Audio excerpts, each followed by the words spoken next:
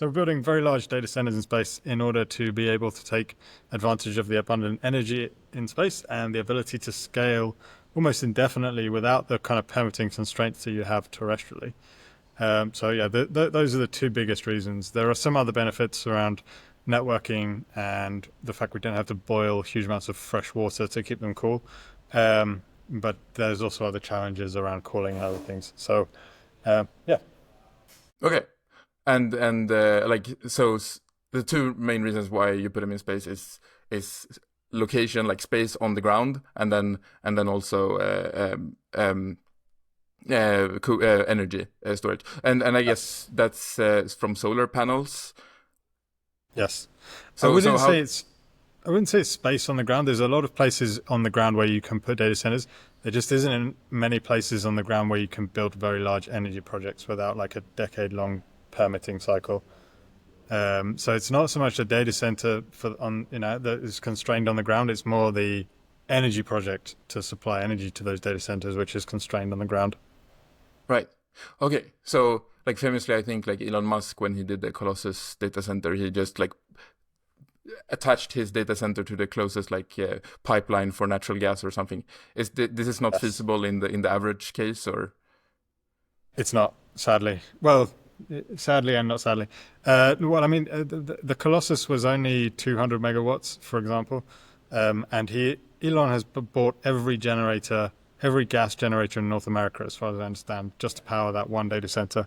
Um, but no, it's essentially not the number of places where you can either draw that amount of power from the grid or build an energy project of that scale is there's basically not many places in the US where you can do that.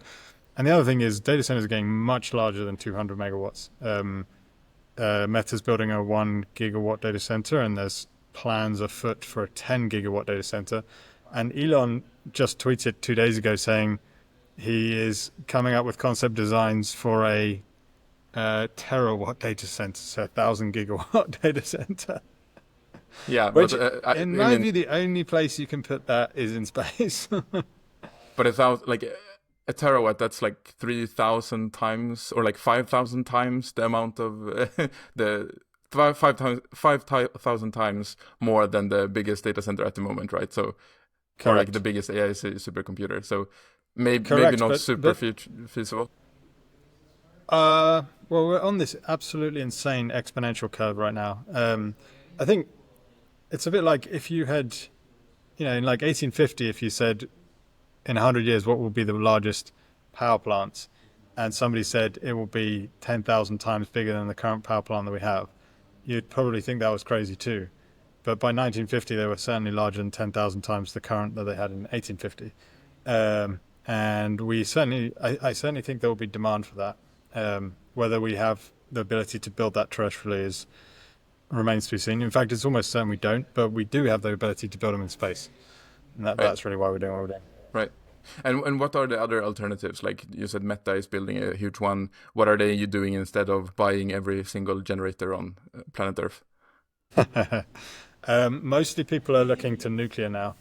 Um, in the short term, nuclear fission, and in the longer term, nuclear fusion. You can also build very large solar projects. I think Elon's also looking at large solar projects terrestrially. But yeah, I mean the problem in the long term with nuclear is there's two problems. Number one is it's not actually that cheap. Like the cheapest power source you can get with a new nuclear fission project is around 8 cents per kilowatt hour.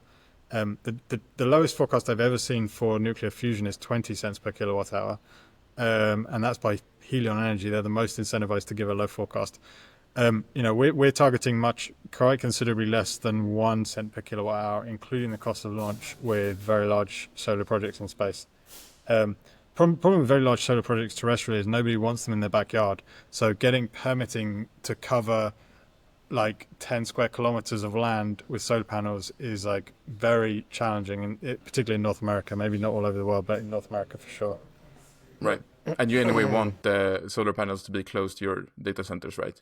Or can you Yeah, like but you can, create I mean, you can, yeah. Oh, that is the other problem as well. If Where the power is generated is usually deserts and hot places, and that means then your PUE, which is like a measure of efficiency of the data center, how much power is going into cooling, is way worse. So if you, for example, build a solar project in Arizona where there's lots of sun, but then you have to build your data center in Arizona too because you don't want to lose all of that energy in transmission, then now half of your electricity for that data center is going into cooling. And the big problem is most big data centers are cooling by boiling fresh water, and Arizona doesn't have a huge amount of fresh water. So if you're not doing that, you then have to spend even more energy on cooling. So yeah, so one big problem is with nuclear is it's not even that cost effective.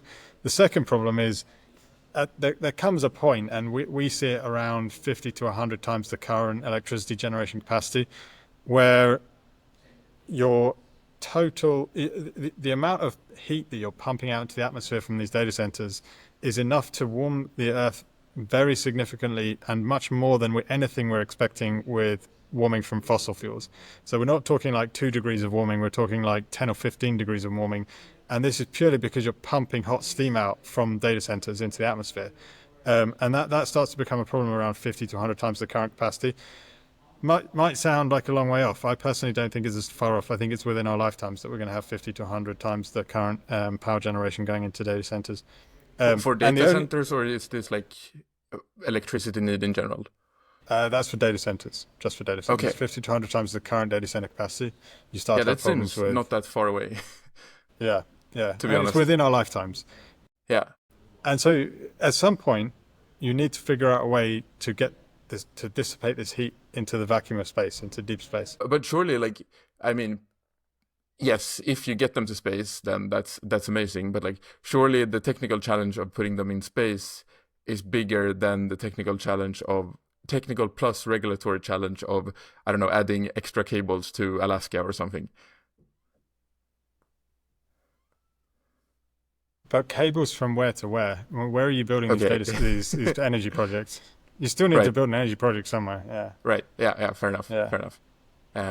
I mean, so you're right to a degree. If I thought that the total global energy demand was going to stop growing at 2x what we currently have, I'd be like, you're right. It is an absolute pain in the ass to try and build data centers in space. Let's not even bother trying. Let's just figure it out on land. But what's going to happen is we're going to need basically to double it in the next 3 years, and then double data center capacity for AI in the next 3 years. And what do you think is going to need to happen in the next 3 years after that? It's not going to stop growing.